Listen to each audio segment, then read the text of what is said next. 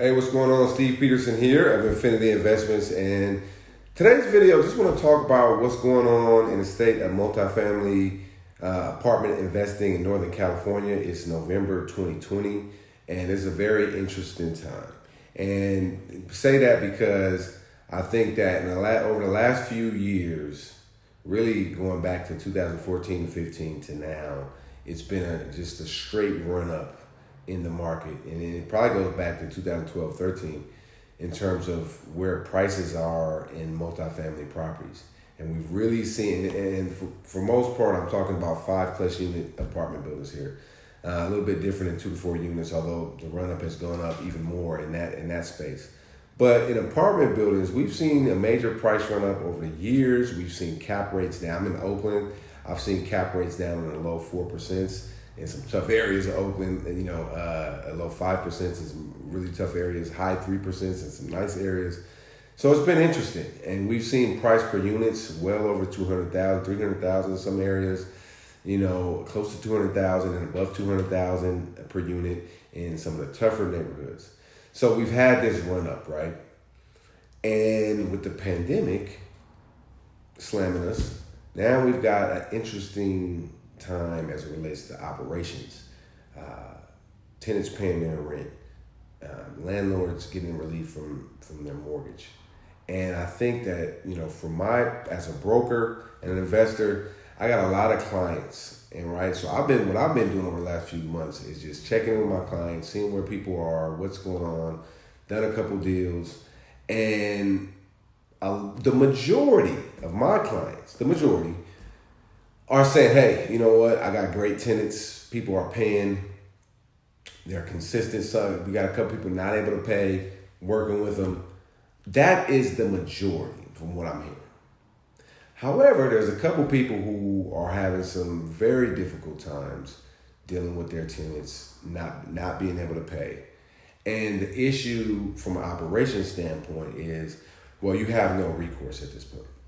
As a landlord, Oakland, most of California, maybe the whole state, there's a moratorium on evictions. Now, it doesn't just give a free license for people not to pay their rent, because what happens is, as a landlord, you can make records of the rental payments that are not coming in, and then at some point in time, attempt to collect that.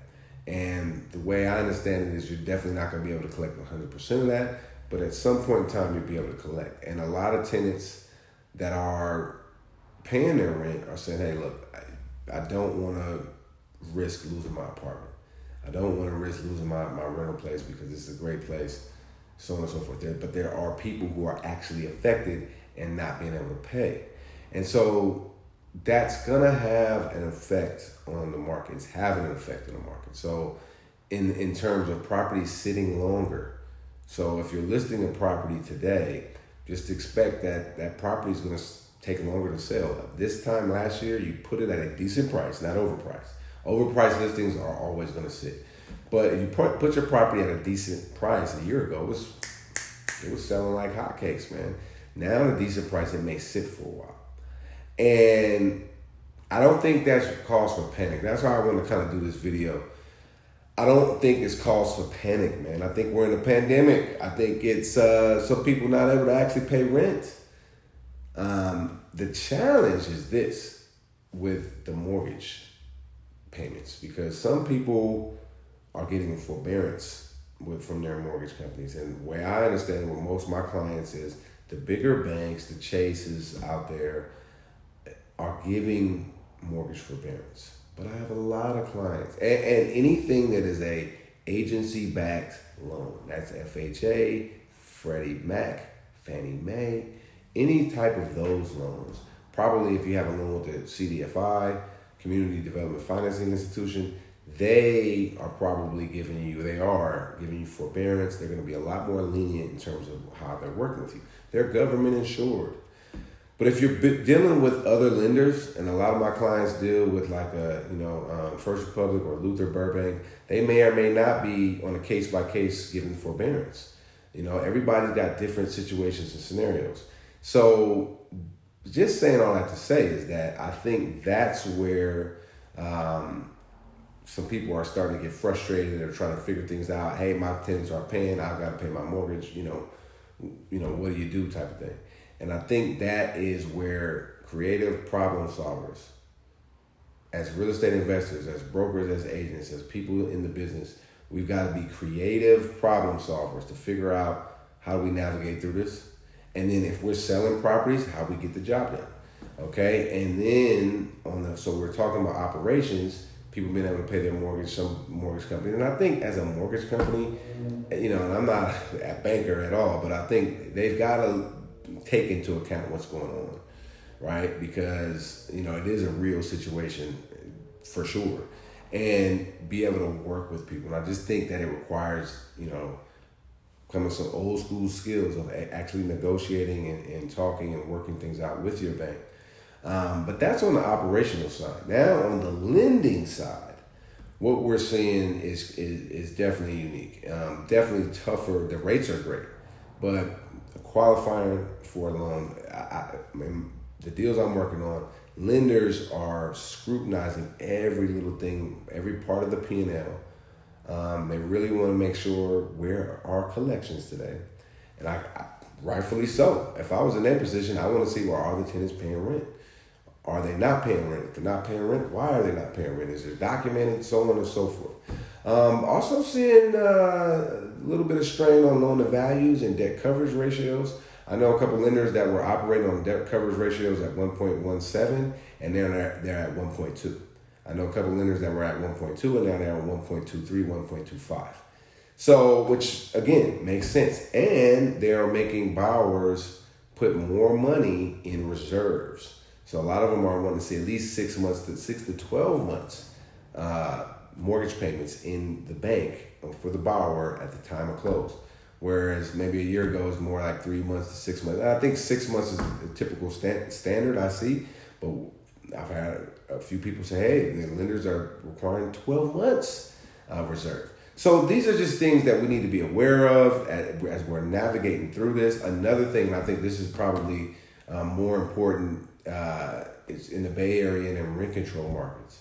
A year or so ago, if you had a vacant unit, that was like a major selling point. If you're listing a property, a major point of appeal for a buyer, and lenders loved it because, hey, vacant unit, I could rent it out for market rent. Market rent's outrageous. A vacant unit, really increases the value of the property. And lenders who traditionally always are concerned about occupancy, where we're not so concerned with that because the market's so strong, we could rent out units wherever you can rent a unit out like that. That's not the case today. Lenders are going back to the old school. Hey, we need this building to be occupied to a certain level. If there's too much vacancy, we don't want to lend on it. And it's all because of the rental market shift, okay? And in some parts of the Bay Area, San Francisco, some parts of Oakland, rents have come down. So all of this being said, I want to always keep a positive perspective on things, but I like to keep it real. As a broker, investor, I don't like to just say, oh, everything's rosy, oh, it's going to be all great. Let's look and see what it actually is, and then be positive in our response in a way how we deal with things. None of us really have dealt with this specific pandemic type of thing in our careers. Maybe there is somebody listening to this or watching this that has, but for the majority of us, this is new territory. We've probably been through ups and downs in the market, but this is different. So the key, what I'm saying is, I think we just got to roll our sleeves up. I think we just got to dial into what our skill sets and abilities are. I think we got to be, again, creative, positive problem solvers, and look for opportunities, but not be opportunists. Okay, and I do think there's a silver lining in there, is that the market's cooling off a little bit. I don't think that's a bad thing, by the way.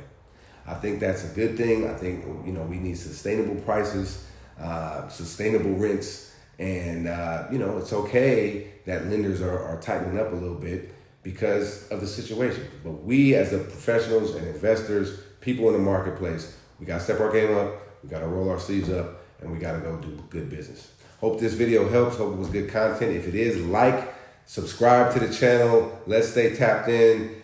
Best of success to you and your family and all the people in your network. Thanks a lot.